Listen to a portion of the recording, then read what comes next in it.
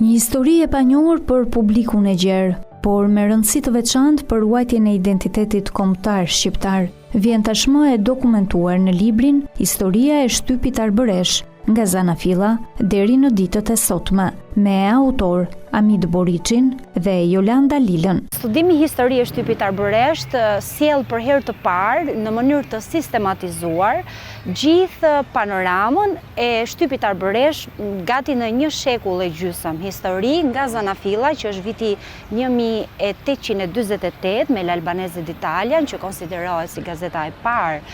që është përdorur gjuha shqipe në të, e themeluar prej Deradës, e deri në ditët e sotme në ato gazeta që vijojnë të mbijetojnë, siç është për shembull Katundi Ynë dhe Jeta arbëreshe. Sigurisht për hartimin e këtij studimi jemi bazuar në radh të parë tek burimet parësore, tek gjetja e koleksioneve të plota të gazetave dhe të revistave,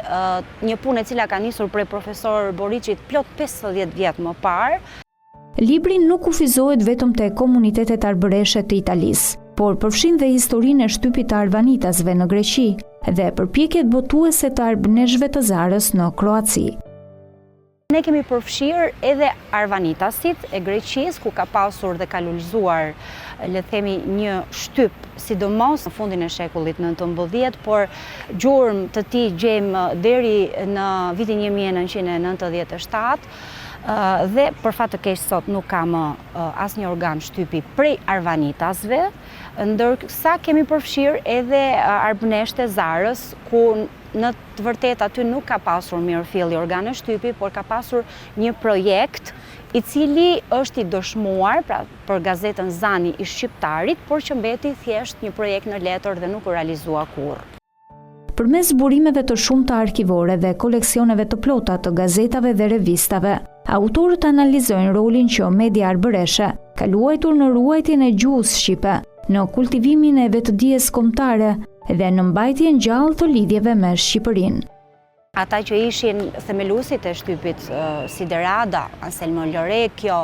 Anastas Kullurioti, tek Arvanitasit e shumë të tjerë, krahas përpjekjeve për të gjetur kushtet dhe mundësitë për t'i vënë në jetë idetë e tyre dhe për të pasur për të shtypur gazeta, atyre është dashur të gjejnë edhe shkronjat me të cilat do ta transmetonin përmbajtjen e tyre, sepse nuk e kishim një alfabet të shqipes deri në 1908 me Kongresin e Manastirit.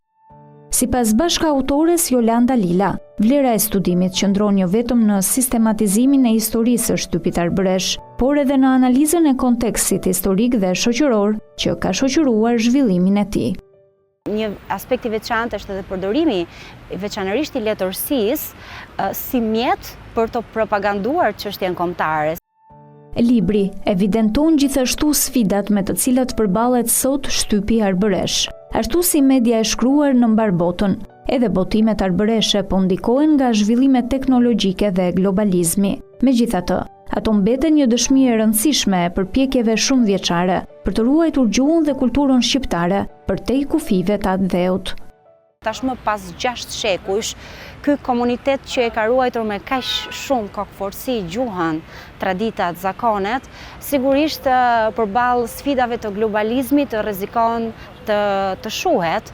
dhe kjo e bën akoma më të vështirë pra punën ose ekzistencën e një shtypi të mirëfillt në gjuhën arbëreshe. Ato pak gazeta, mund të themi, që kanë arritur të mbijetojnë duke përfshirë dhe ato që janë online, kryesisht janë në italisht dhe materialet në arbërisht zë një vend shumë minor në raport me ato në gjuhën italiane, për shkak se lexuesi dhe sidomos arbëreshët e sotëm, për fat të keq, pra nuk e njohin në mënyrë aq masive gjuhën e mëmës, saqë e njihnin më parë dhe është një gjuhë e cila po shkon drejt zhdukjes, saqë edhe nga UNESCO-ja është shpallur një gjuhë seriozisht në rrezik.